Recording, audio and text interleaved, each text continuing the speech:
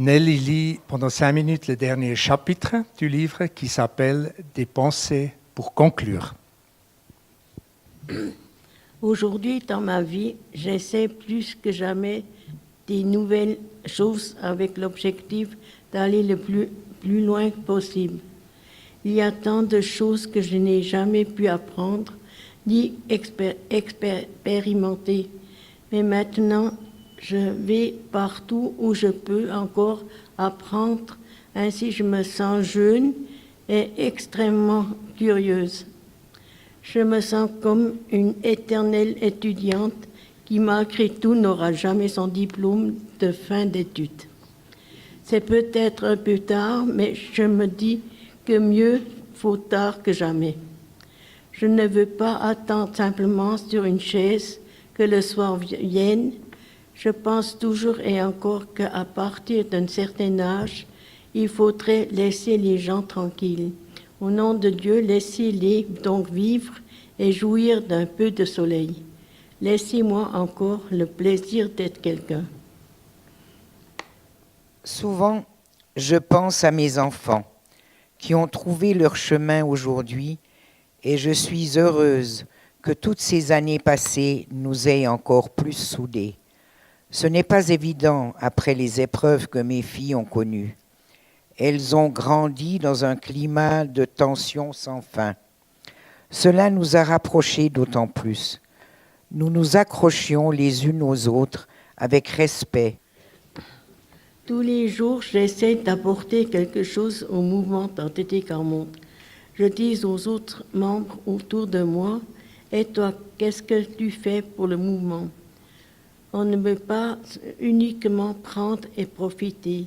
On doit aussi apporter quelque chose.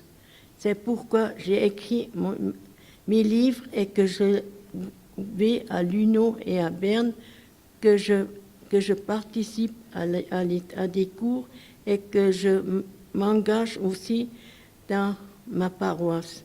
Naturellement, cela ne vient pas tout de suite, mais avec le temps, ça s'apprend. Dieu merci, il y a eu un fondateur qui a créé ATD Carmonde. Avec les volontaires de ce mouvement, j'ai eu la chance de prendre un merveilleux chemin.